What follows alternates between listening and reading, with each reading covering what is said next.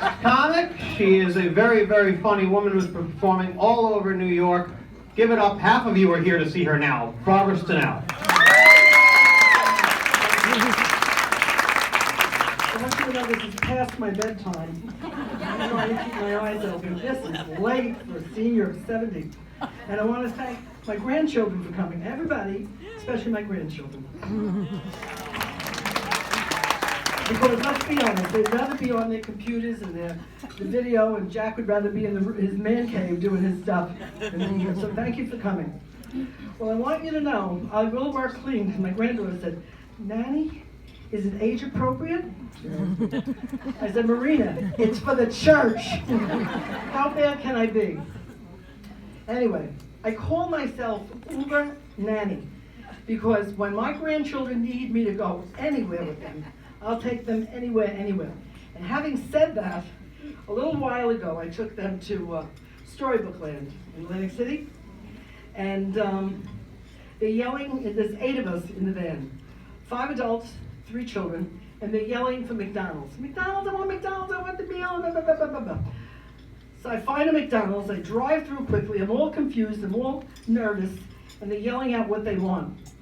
So I go and I yell out my order. And then as I pull up to get the order, they start laughing. They're laughing hysterically. I said, what's so funny? Nanny, you ordered into the garbage can. I really did that. They just had me so flustered, so absolutely flustered. Oh, 3 kids wanting something. So I want you to know I'm addicted to surgery. But not nip tuck. Hysterectomies, hip replacement, cataracts. What's getting me through is the meds. But the meds make me dizzy, nauseous, tired, like I am now. But the doctor said to me, you know what you should do? Exercise. So I start twisting and turning and bending. And that's just putting on my gym clothes. I hate it all. Then I'm noticing my vision's going a little, although I just had lenses put in. My hearing's going. But the one good thing, thank God, I still have my driver's license. So my daughter explained, so you need a kid. If you don't have a child, even if your child's under 50, over 40, you need to know what's going on. She said to me, Mom, nobody watches commercials. I'm telling her about all these commercials. I said, they don't watch commercials. How do they do that? She said, they don't watch television. How many people don't watch commercials? Over that table over there. Well, I wouldn't have material if I didn't watch commercials. So I see the commercial with Joan London. Did you see that one? A Place for Mom. Hate it. Hate it. I'll tell you what I do. I watch it, and they show seniors frolicking in a pool. Right. And what you don't see on the side is the wheelchairs, the canes, the crutches. When the cameras go off, they go for their wheelchairs, their canes and crutches, and they slowly go back to their room, where they do a long winter's nap, thanks to their meds. Right? And you know, when I was a kid, we used to watch Terry Toom's Circus. Anybody remember that? And you remember that horrible signature phrase at the end? And now it's time for most of you to go to bed. My sisters and I would dive bomb for the volume to turn it down, because we didn't want our parents to hear that, because we didn't want to go to bed. And now I'm doing the same thing. When A Place for Mom comes on and my daughter's over, I quickly turn off the sound. I don't want to be the mom that's going to that place. It doesn't look like fun. You know, frolicking over there. Horrible. And another thing, did you ever see the commercial for the bathtub with the door? I never saw it. Now that I'm a widow, I have a lot of money and figure. And I figured this out. You know what the problem with that is? She can't leave that tub till that whole thing is drained. I thought about that. I said, how the hell does she get out of that? They have to drain that whole damn tub. So that little old lady is sitting there freezing. Right? I call it shriveled. So shower. She's half dead because she froze to death. It's a chili place for Mom. That's a chili place for Mom. You know what I hate? I love to eat. As I list my stuff in life, I love my grandchildren, my family, grandchildren first, food, gambling, and food. And people love to stop you when you're eating, especially me. Like my family, they'll say, "You can eat that? That cheeseburger's not good for you. That's not real cheese." I said, "You know what? It's doing the part of cheese, so I don't care if it's real or not. It's acting like cheese, it's good enough for me." So people want me to live a long time, and I say to my family, I'm 70.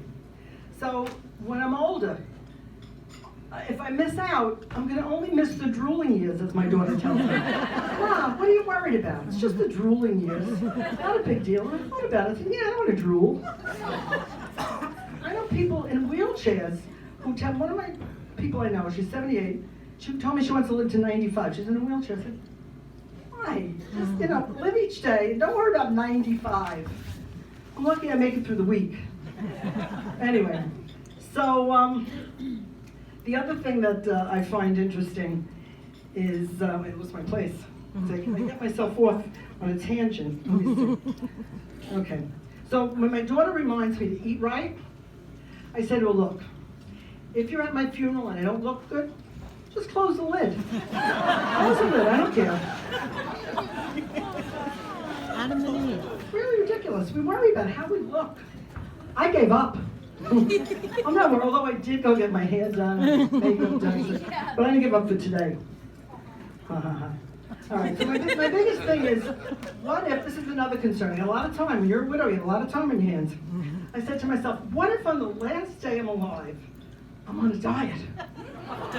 That would be god-awful. I wasted a perfectly good day. And then here's my other question.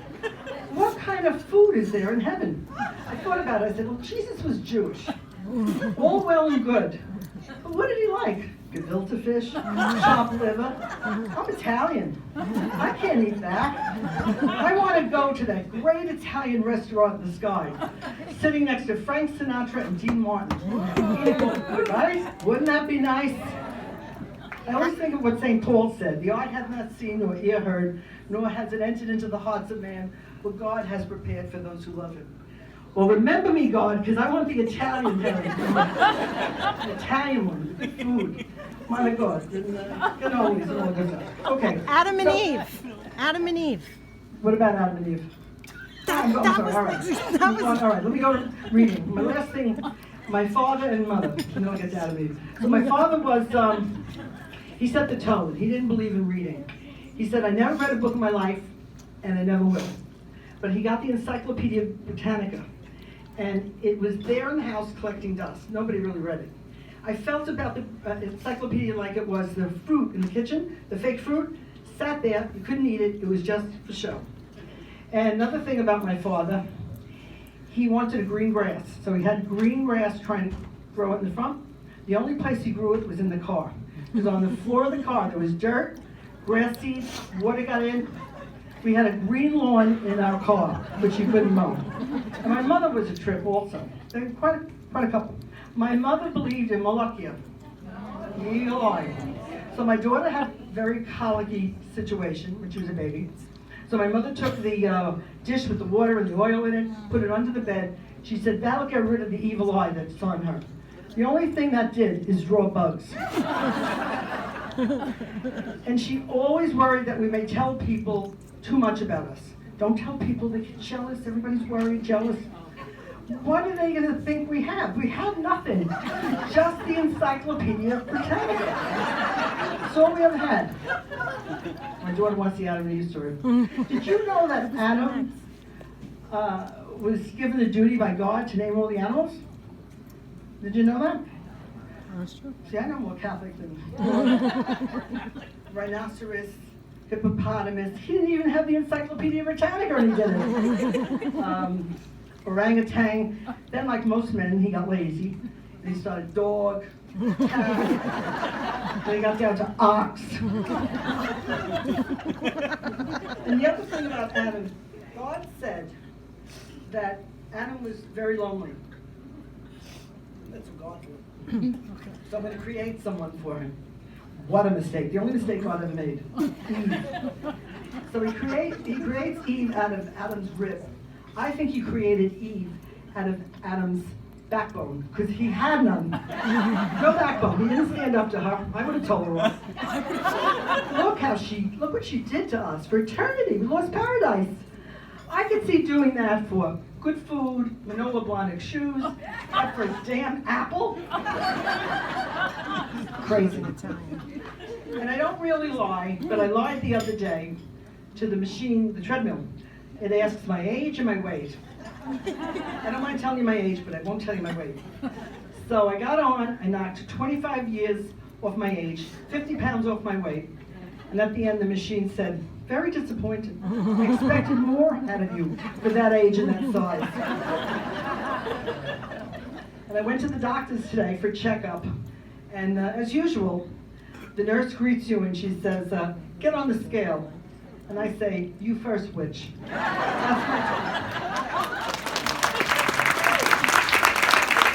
my that's what you say,